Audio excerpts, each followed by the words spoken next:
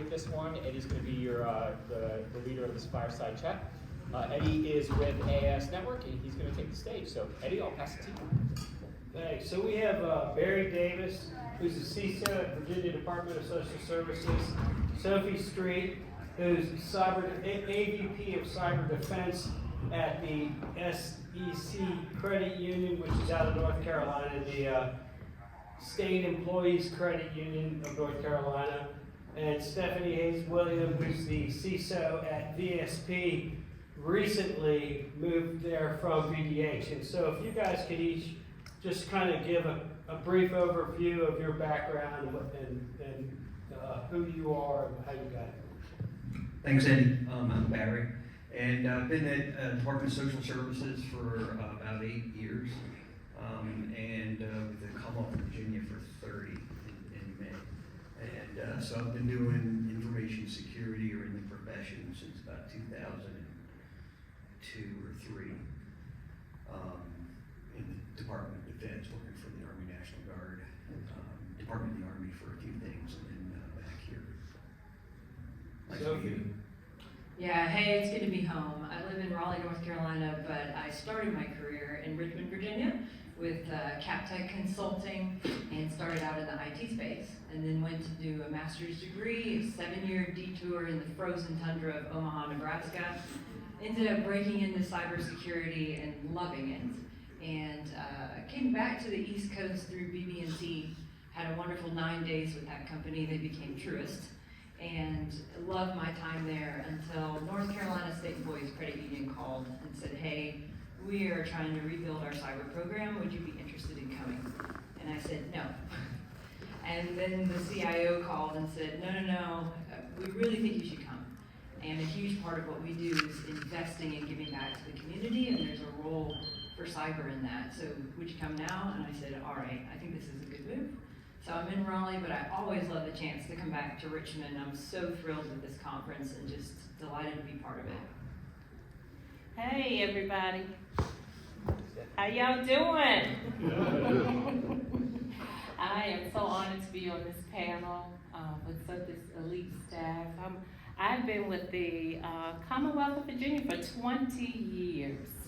And I've served several leadership roles as a IT audit manager to deputy CIO to CIO and now CISO of the Commonwealth, which I've held that position for about 7 years now.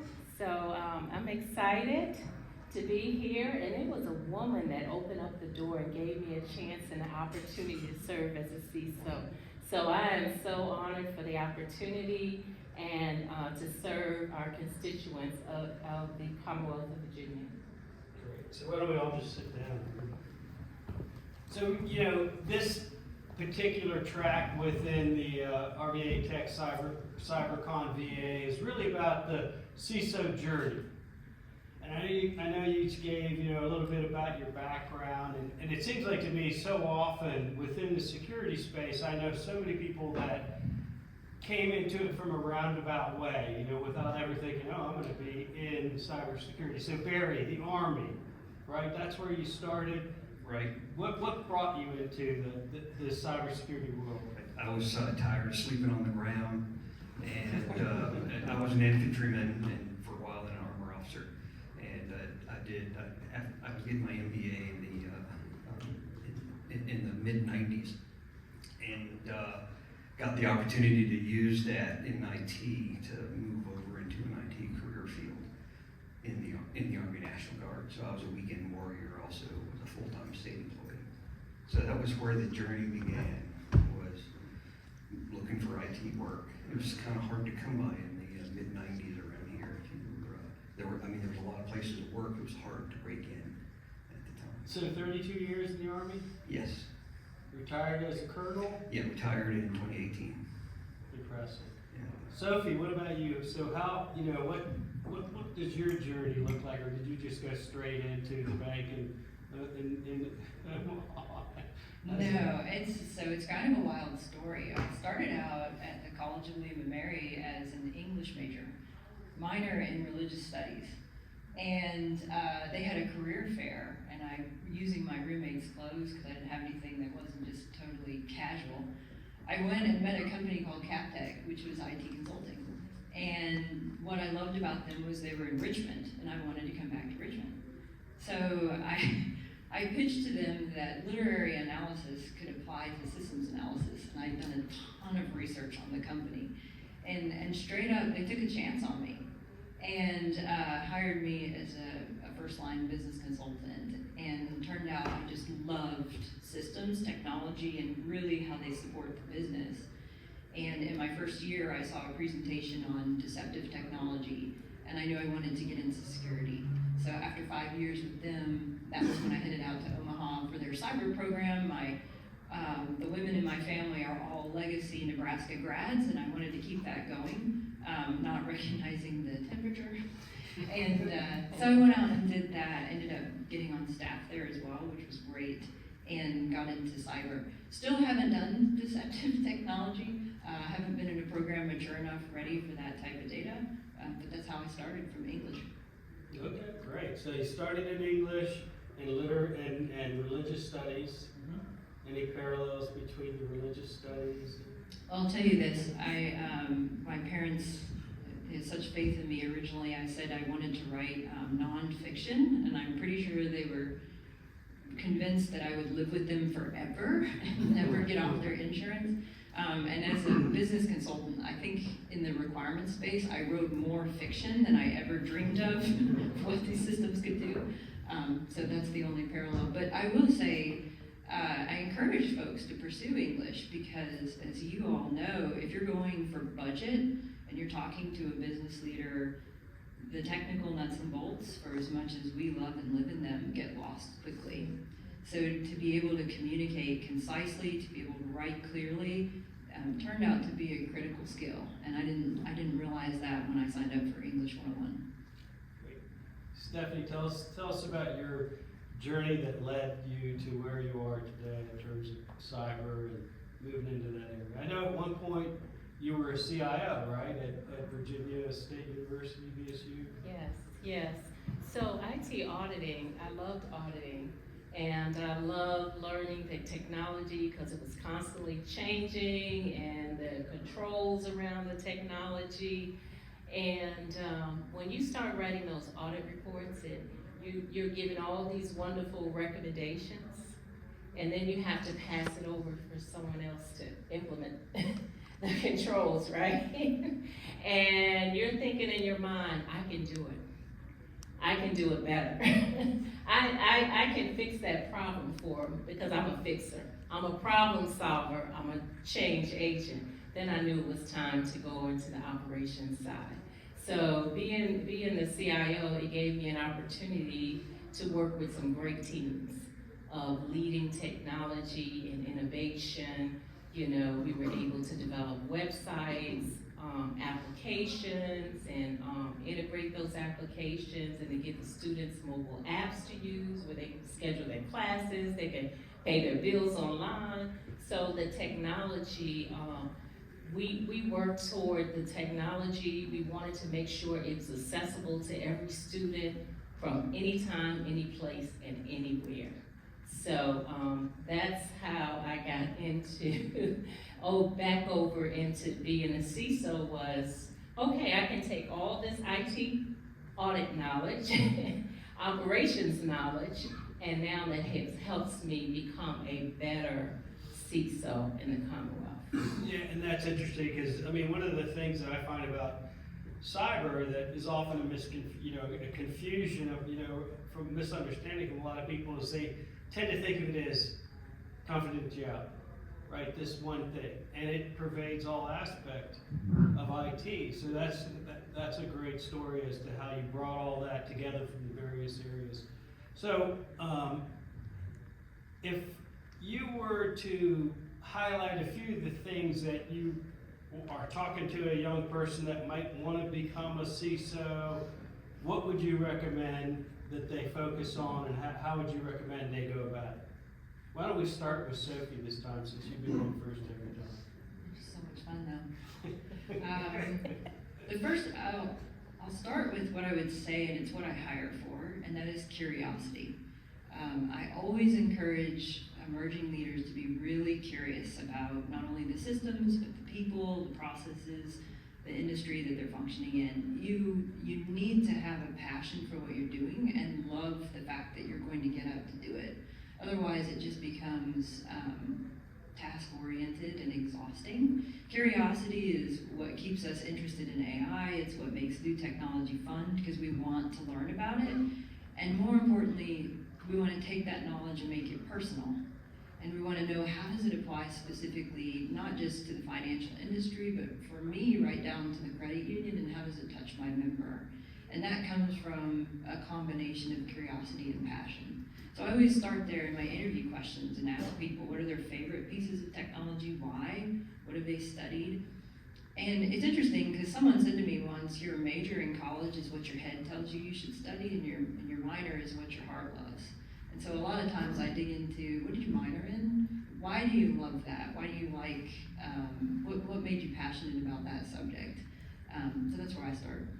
Great. Stephanie, what would you recommend somebody? She's thought-provoking. I like that. I like that in her. I look for what I consider an ideal team player. So I'm looking for 3 qualities. The first quality, are you hungry? Are you humble, and are you smart? I recently hired a VCU intern, no experience at all. She wasn't even in the top 3. One of my candidates, decided to go in another direction. She was hired, and let me tell you, she was a sponge. She was soaking it up. She was out there learning. She went and got a certification. She went and signed up for mentoring. She was the one that, I'll do the project, and I'll update you on the project. Show me what I need to do. Those are the students that we need in our industry. They don't have any skills, they're willing to learn, and all they need is leaders like us that will take the time and just mentor and develop them. Great. Gary, what would you recommend? What do you think you recommend? So, and thank you for your indulgence, man. I don't have as much inspiration as y'all do. It really, so the way I got into it, it was, and in the Army at least, they wanted you to be technically proficient at what you were doing, and then over the people that you're working for. So it meant hitting all of the impossible ways to actually get into cybersecurity. Talk about, what do we have? How many control families are there? Like 24 or so? I don't know. That's how many ways there is to get into this career field. So you could pretty much come in from any of those places and be a valuable member of the information security team and the cyber team. And that was really what drove me into this, was the curiosity. I really enjoyed the work I did in IT. And then I was on a project where it was, those of you who use PeopleSoft, which is now Oracle, they've got some technology in there where you can run things in and it's, long story short, I realized that like a payload, I could change some information that was right there at my desktop and really wreak havoc. and it was like, well, and that kind of started my thought process. And the other thing that kind of got was I guess a beginning point. I worked for a different state agency, and they'll not be named because of the situation. So we got a brand new web email server in a place to sign in, mid-90s, and it was HTTP. And nobody understood the difference between P and S at that point. So I had just enough. I'd just come back from a couple of Army sessions. We did incident response handling, and then we were looking at some of the tools. And I'm like, well, let me just run an IP sniffer on my personal computer at home and see if I can see my user ID and password when I sign into the blank agency webmail service. And sure enough, so I was able to make the point by sending them my user ID and password and the clear text that came in. Wow, this is pretty good. And yeah, they brought the site down and brought it back up a few days later. And I'm like, wow, I used my power for good. And you know, so you know, there are ways you can make things better that really aren't in your area. And at the time, the place where I worked, I wasn't even in an IT field. I was more like a program manager. So, you know, having the skill sets and being able to do things is you know, in terms of getting into this. I mean, the other thing is, if you want to be a CISO, you also have to be comfortable not touching the buttons anymore and trusting other people to do that. And I think, you know, when you come in from the technical side, the engineering or the software development or you know, piece of it, there's this, you want to keep hanging on to the buttons. And so you have to do that. And the downside is later on, when you're like me and you've been doing this a while, you don't know how to use them anymore. So you know, I just make sure that I surround people, myself, with the people who have those tools and can find the shortcuts they need. And that's not my turn anymore. My role is something else right now. And I need to hire the people that are coming up that have got not just a technical piece, but again, curiosity, the ability to explain a hard to understand and a kind of a scary profession to a layperson. So, is there a particular challenge that you've run into on, you know, as a part of your journey that, you know, may have spurred you on or maybe dissuaded you for momentarily in terms of pursuing, you know, this route? Stephanie, what's your thoughts on that? Nothing? Being a CISO? Yeah, from moving down the road that you've been in, challenges that you've faced in the past that maybe were so great that made you wonder whether this was, you know, the right way to go, or? It's the right way for me. You have to, I'm a planner and I have a to-do list. But there are no 2 days that are ever the same in the world of a CISO. You can't predict what your day is gonna look like. You just have to be ready to take on the challenges for the day.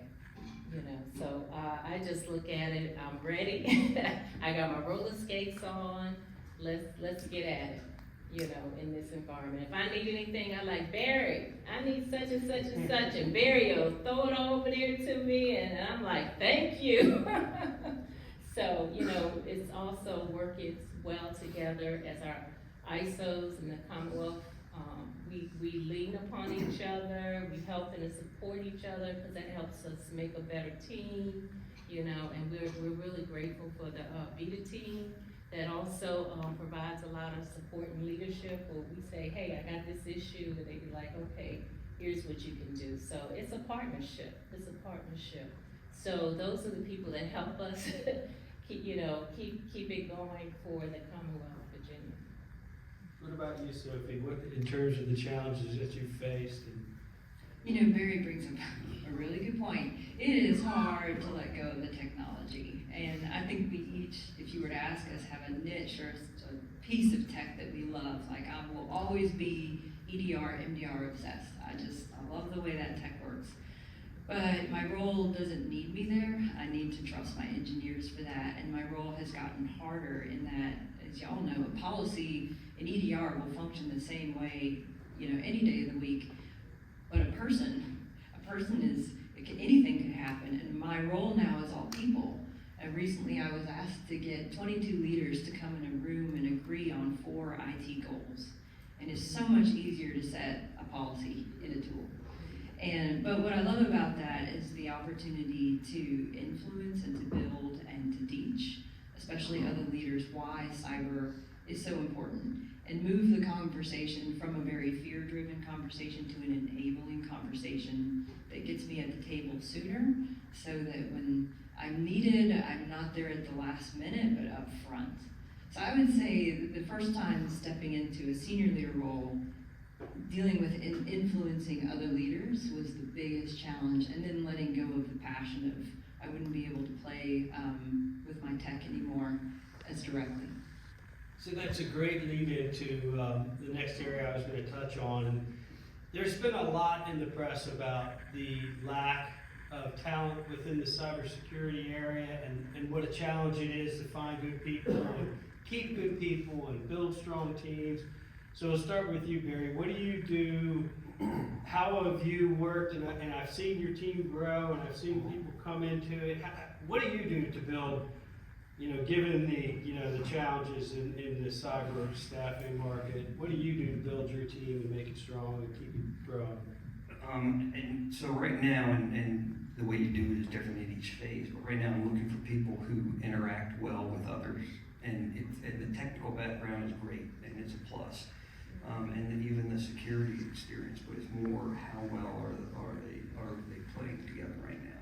And so when we're doing interviews, it's like what's the vibe we're getting from this person? I mean, we have the part where they demonstrate they're technically proficient, they've got that. So who now is going to work best with us? And then there's this other piece of it where you take care of your people too. Hiring folks is hard. Keeping them is sometimes harder, especially when they feel challenged at work around what they're able to do and what they think they ought to be doing. If I was just in charge, we could fix some things. So it's people that taking care of them, seeing what they need out of it. I know I'm going wrong in this city, so but it's a little bit so in terms of finding people, it's really how well my gut feels and my team feels when they're doing the selection. That's great. Stephanie, what about you? That's a good question. I am a mentor in the National Cybersecurity Alliance. They have a HBCU mentorship program.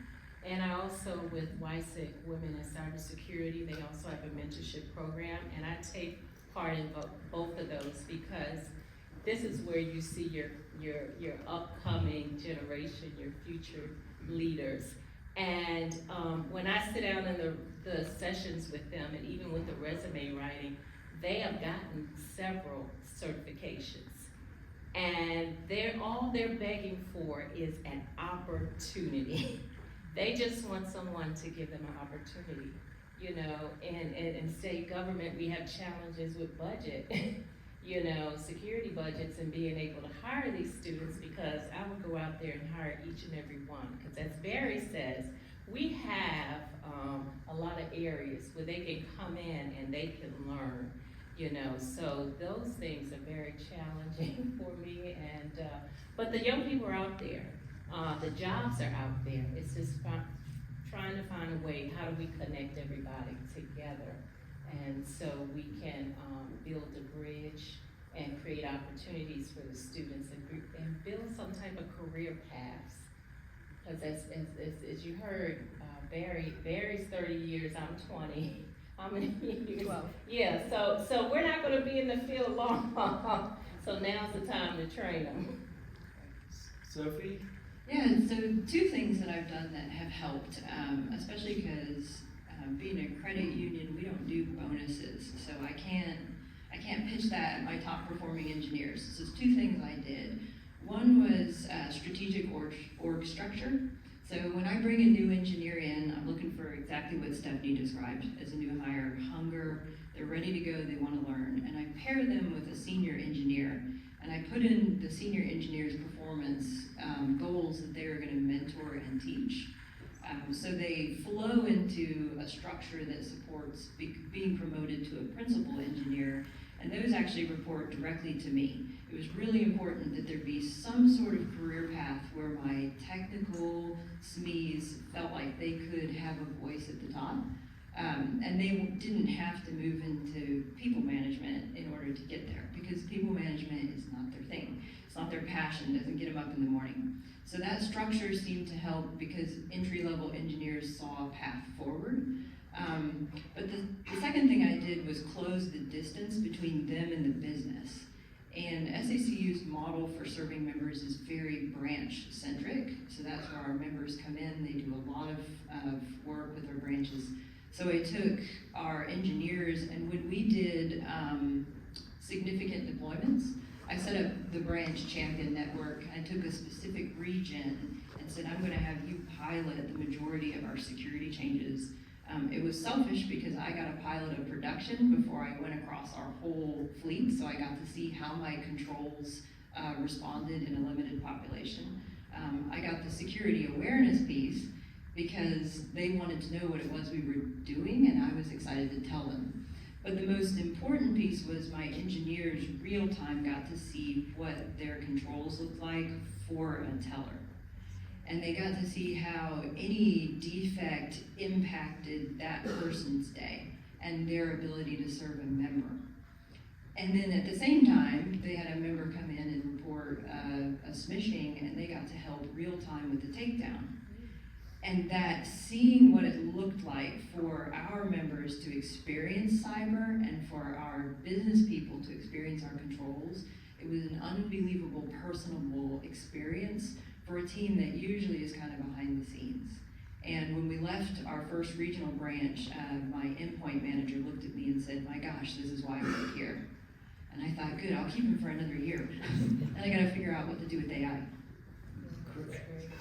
Yeah, so it sounds like there's a common thread across each of these things. Each of your approaches, bringing in people that are hungry and giving them the experience that's going to help them grow and feel, a part of the team. So another challenge that certainly I've seen common within the cyber area is budget, and Stephanie talked about that. So what strategies do you use when you go to ask for a cyber budget, when you know possibly it might not be as much as you want? What approaches do you use and would you recommend? And Stephanie, why don't we start with you since you mentioned budget?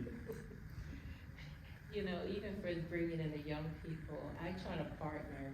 Like, for example, BCU has a cybersecurity grant. So they'll pay for a student, half for a student, and then we would pay half for a student. So trying to be creative with the budget. How many departments can we partner with on this technology as it crosses, all divisions? So I try to go from that particular approach. When a budget comes in, which pieces can we include security in it and include a budget line item for security? Okay, Sophie, what about you? Always partnering with my business, so we do a road mapping session, understand what their strategic drivers are, usually for the year, for the next 2 years, and then we play off each other. So I need a new proxy, you need a digital edge, let's do a combined presentation to our executive team. And then also allowing them to leverage security for their budgets. So we do a lot of tying vulnerability management metrics to projects and how this will reduce risk. I think at the end of the day, the budget discussion really becomes a risk discussion, and you're asking your leaders to weigh pros and cons on where they invest. And I think it was the keynote made a great point about investing in your OS could have a larger impact than your IDS, I think was the example he gave, about understanding how just closely coupled we are into the IT department. So I try to negotiate very heavily with my business partners. And then the other piece of it too is cyber produces a lot of data that business leaders can benefit from, because there's a lot of analysis on even what their people spend their time on that can be useful. And so I try to drive those outputs towards the business as well. And then the final piece is just, does the executive team understand cyber in a way that's relatable so that they're willing to invest? Great, that's great. What about you, Barry? How's it been? I wish I had anything that was a third of what Sophie has got to bring with her. And so those of you who work for Commonwealth Virginia, the budgeting process is kind of what it is. And most of the, I guess, initiatives or things I feel like the agency needs really are needed by someone else to implement. So it's championing, for example, if we needed Veracode, because we did not have a tool like that for our code analysis. And having to explain that to, at Department of Social Services, people who are thinking about the services we bring to citizens. Okay, what does this mean to somebody who's running the benefit programs? And what does this mean to the human services team that is is doing child protective services. So it's like, okay, look, if we give you code that's gonna work, you're less likely to lose, we're not gonna, we're gonna keep the data more secure in your transactions, and you can help people better. So it's, again, it's less through my division. I'm kind of looking at, again, what I've got from a basic person, from personnel and staffing. But putting together a decision package around needing to boost it, like I need somebody, it's really going back to, what are the capabilities that we're supposed to do by either code or by authorities, and then either show me we have it or we don't. So I don't have a whole lot of, really good, able to work down with our local offices, because the structure is unique, and where I work at DSS, we have a state agency, and then there are 120 local agencies, and those local agencies are run by their counties and cities, not by the home office, and they have different standards, and so it's getting down and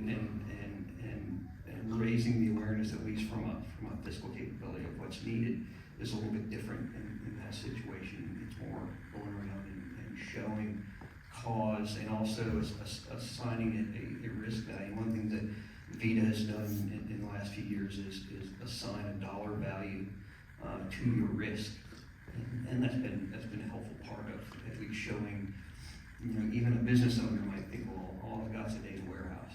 Well, let's look at the data that's in your data warehouse. So your little data warehouse has pretty much all of the risks that all the other business units have, because you have the data, and the way people get to it is a certain way. So, again, I don't know where I'm going with that piece of the discussion, but in terms of just raising the awareness that, your risk, the risk that you own, the dollar amount of that risk is this. So, if we need to add a capability, if there's an audit log that's not taking place right now for an app, here's how you can gain compliance, and then this is what it means to the people that we're serving.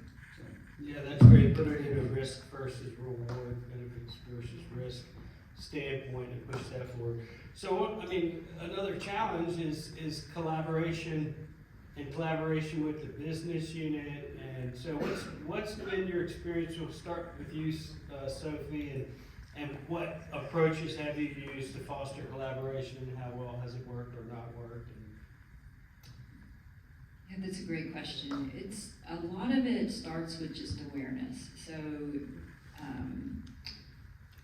I think bringing in threat intel from a business perspective and saying this is, because if you say scattered spider to one of our C-levels, they'll probably think of something they swatted in their house earlier in the week.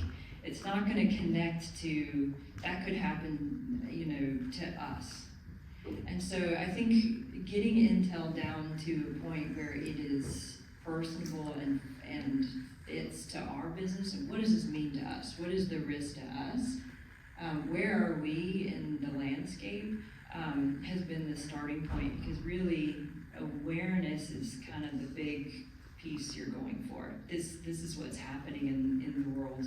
And then from there, it's taking it not from, so I don't like to drive from a fear factor. I don't like to ask for money from a fear factor. I like to have a risk conversation of, this is how this applies to us. This is why I need you to partner. So recently in a meeting, it was interesting, a leader said, we were looking at goals, and patching was one of them, and they're like, yeah, that's us, but security does security. I was like, actually, I have a huge interest in patching. Patching is a major part of our security program, which means you're in our security program. When I talk to our branches, our full branch staff, you guys are first line defense for security. And so it goes from awareness to, oh, I'm part of this. And then you start to get some emotional buy-in to, oh, I'm part of the cyber program. And that moves to, like with the branch staff, the help of taking down, seeing what it looks like for us to take down a fraudulent phishing site or something like that.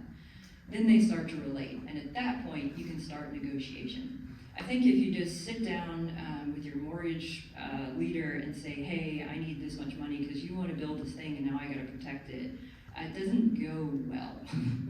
So you want them to be in the fight with you, and that starts with awareness, then through making it personal, and then you move towards the negotiation of how do we do this together, because you have a shared interest in protecting the business venture you're asking for.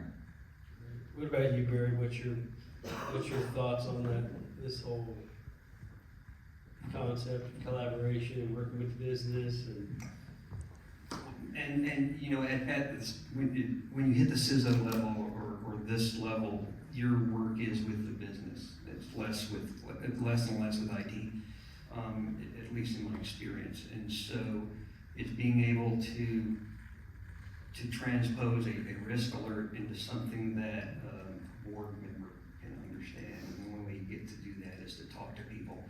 And you need to talk to the right people. And in some cases, it's about first making sure you've got the interest. And if there's not the interest, you're genning up the interest. And then you go, okay, board member or director, executive, have you got somebody on your team, or can I send an email to your folks to see if you've got somebody that would really like to help us with this? Because then it's we're both having a challenge. And so what that usually results in is, there's somebody over here that's also constantly hungry, looking at different ways to be of value to their business unit, not the security team. So that would be like an end state. The end state is we need, it's the communication is the thing that gets you to the end state, which is everybody kind of understanding what they need to know at their level, and then educating the people, or not educating, but giving them the opportunity to be part of that process. And so at DSS, the first edition of our information security program, we just kind of pushed it down because no one really understood at the time. And now it's, okay, let's take this control family and take one of our prime business units and figure out what's important to you out of access control. Like, what is it that you actually really need to know in terms of who's looking at your systems and when, because they don't know until you've had the conversation. And sometimes if you're in a report, in a meeting where you have to talk about risks in somebody's portfolio, that's harder to get, get traction instead of working with the folks that are in the meeting. So I hope that. Yeah, that's great. Stephanie, do you want to take anything on that? Yeah, I'm in agreement with both Barry and Sophie. It's building a security culture. And building security culture is 90% of the work that we do. I'm out there continuously with different groups. Like I go in and I meet the auditors. I go in and talk to the privacy officers. Anybody else's compliance, because they're important to my role in the business. Some of the things that I do, I send out weekly security tips. I set one up last week on QR scan codes, and people respond back, didn't realize there are risks associated with the QR scan codes. So also doing gamifications like escape rooms and capture the flags, because I want them to know that security is fun, but this also gives us the opportunity to apply best practices. In addition, to that, bringing in speakers that talk about social media, what's going on in the industry with business email compromises, with ransomware attacks, because our community wants to know about what's going on and how we're responding. So it's so important for the users to be reaching out to us when an incident occurs to let us know, hey, I think this is something that's going on, whether it's a phishing email, they lost their data, ransomware attack or whatever, that we're the first go-to people. And that only comes by building a relationship and constantly educating them on the risk and managing security within our environment. So 90% of the time, educating people, aren't we? Great. Well, we have time for maybe 1 or 2 questions. We're really about out of time. I don't know if there is anybody that has a specific question that they want to ask. No, well, we are out of time, so thank you very much, and thank you all.